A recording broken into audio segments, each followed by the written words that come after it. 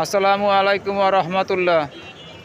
আল্লাহ সুবহানাহু ওয়া তাআলার বান্দারা, এই ব্যস্ততম শহর, ইট পাথরের শহর, বড় বড় প্রাচীন দাঁড়িয়ে আছে দাঁড়িয়ে বড় বড় অট্টালিকা, আছে বড় বড় অনেক কিছু।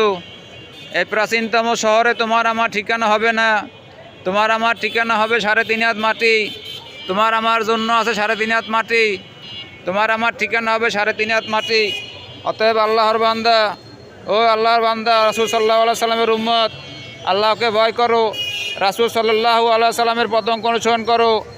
কারণ এই দুনিয়ার জীবন না।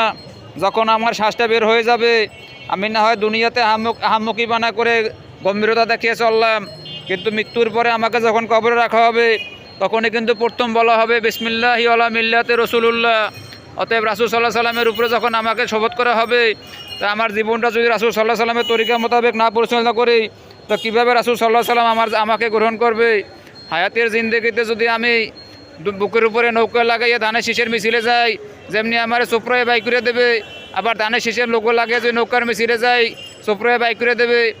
দুনিয়ার জীবনে আমি ইহুদি, খ্রিস্টান এবং ধর্ম ব্যবসায়ীদের সাথে মিল দিয়ে চললাম, আর মৃত্যুর পরে আমাকে মিথ্যা সাক্ষী দিয়ে আসলেন বিসমিল্লাহি আলা মিল্লাতি রাসূলুল্লাহ।